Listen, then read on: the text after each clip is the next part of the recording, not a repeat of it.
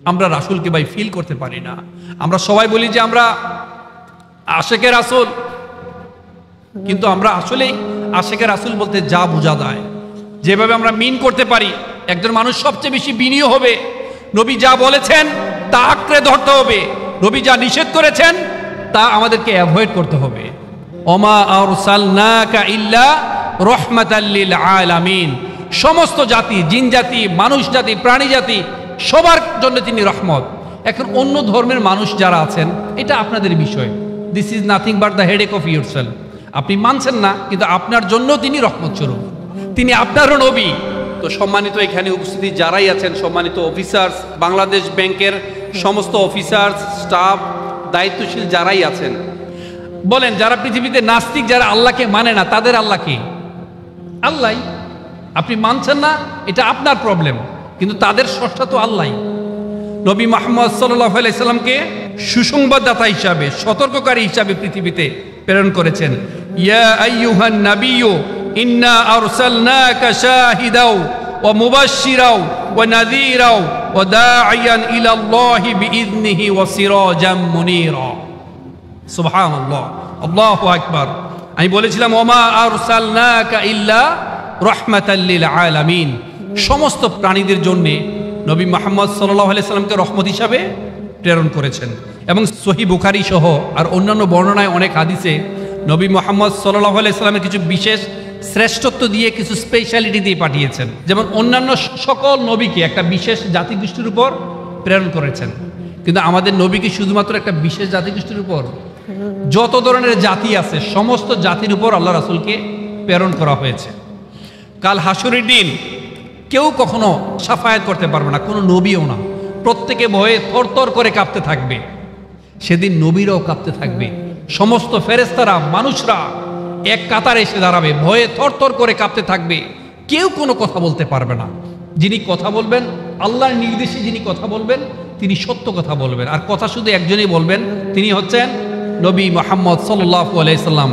ইয়াউমা ইয়াকুমুর রূহু ওয়াল মালাইকাতু সাফফা লা ইয়াতাকাল্লামুনা ইল্লা মান আযিনা লাহুর রহমান ওয়া ক্বালা সাওয়াবা। সেদিন প্রত্যেকেই থরথর হয়ে কাঁপতে থাকবে, একটা সারিতে এসে দাঁড়াবে, কেউ কথা বলতে পারবে না। শুধুমাত্র নবী মুহাম্মদ সাল্লাল্লাহু আলাইহি সাল্লাম আমাদের জন্য শাফায়াত করবেন। সকল নবীরা তারা আগেই শাফায়াত করে ফেলেছেন। একটা চাওয়া পাওয়া ছিল, কিন্তু আপনার নবী, আমার নবী, মানবতার মুক্তির দূত, তিনি শুধুমাত্র সেই শাফায়াত এখন পর্যন্ত করেননি। কাল হাসরের দিন তিনি আমাদের জন্য শাফায়াত করবেন, আমাদেরকে সেভ করার জন্যে। আল্লাহ রাসূলের অনেকগুলো নাম আছে, কিন্তু পবিত্র কোরআনে দুইটা নাম এসেছে, একটা হচ্ছে আহমদ আর একটা হচ্ছে মুহাম্মদ। এটা ঈসা আলাইহিস সালামও স্বীকৃতি দিয়েছেন। আবার এই পৃথিবীর সমস্ত জমিন, এই সমস্ত জমিনকে পবিত্র করা হয়েছে আল্লাহ রাসূলের জন্য।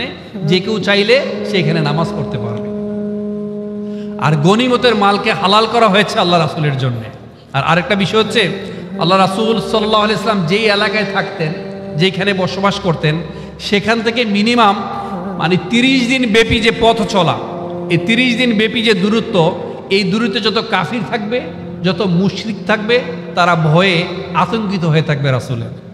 এই মুজিজা আল্লাহ রাসূল সাল্লাল্লাহু আলাইহি সাল্লামকে আল্লাহ তাআলা দিয়েছেন। আসলে ভাই, আল্লাহ রাসূল সাল্লাল্লাহু আলাইহি সাল্লাম আমাদের জন্য model, the best standard of character. যে ক্যারেক্টারকে আমরা অনুসরণ করতে পারি, অনুকরণ করতে পারি। ওয়া ইন্নাকা লাআলা খুলুকিন আযীম, মহান চরিত্রের অধিকারী। এত সুন্দর চরিত্রের অধিকারী আল্লাহ নিজেই ঘোষণা করেছেন। সেই চরিত্র থেকে আমরা জ্ঞান নিতে পারি, আমরা শিক্ষা নিতে পারবো। আমাকে আপনারা বলেন ভাই, আপনি সবচেয়ে ভালো মানুষ, বর্তমান প্রেক্ষাপটে আপনি সবচেয়ে ভালো মানুষ। আপনার অধীনস্থ আপনার স্ত্রী আছে, অথবা আপনি সবচেয়ে খারাপ মানুষ। আপনার স্ত্রী আছে না, আপনার স্ত্রী আপনার দুষ্কর্মে সহযোগিতা করতে পারে। আপনি খারাপ একটা অঘটন ঘটেছেন, আপনাকে সেভ করার জন্যে সে আপনাকে প্রশংসা করতে পারে। আপনার নামে আপনি বিপদে পড়েছেন, সে আপনাকে সেভ করার জন্যে সে মিথ্যা কথা সাজিয়ে গুছিয়ে আপনাকে সেভ করতে পারে। কিন্তু আপনি 15-20 বছর তার সাথে সংসার করেছেন, হঠাৎ করে যদি সে আপনি তার কাছে বলেন আমাকে নবী মানো, সে কি মানবে? এই 15 বছর ঢের টাইম একটা মানুষকে বোঝার জন্যে। আম্মাজান খাদিজা, আল্লাহ রাসূলের বয়স যখন 25 বছর, তখন তিনি সংসারে এসেছেন। আল্লাহ রাসূল সাল্লাল্লাহু আলাইহি সাল্লাম যখন 40 বছর, এই 15 বছর তার সাথে সংসার করেছেন নবুয়তি পাওয়ার আগেই।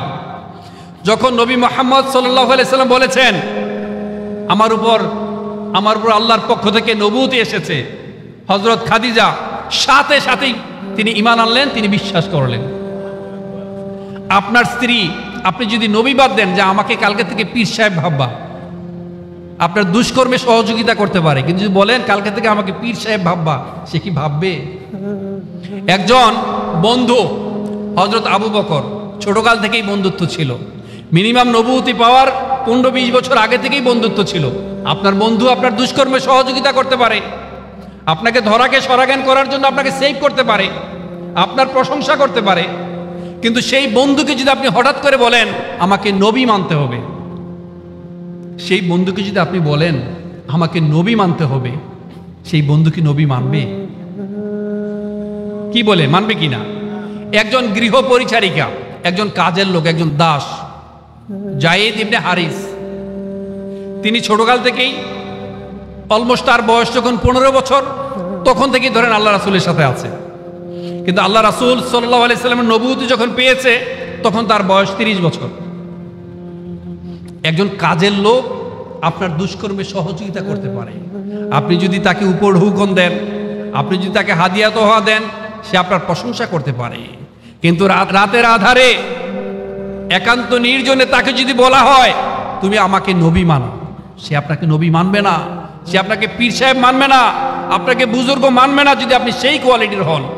একটা মানুষকে চিনতে হলে এতদিন প্রয়োজন হয় না, 15-20 বছর একসাথে থাকার পর তারা দেখেছে ওয়া ইন্নাকা লাআলা খুলুকিন আযীম, মহান চরিত্রের অধিকারী বলেই তারা সাথে সাথে ঈমান এনেছে, বিশ্বাস করেছে। সুবহানাল্লাহ বলবেন না?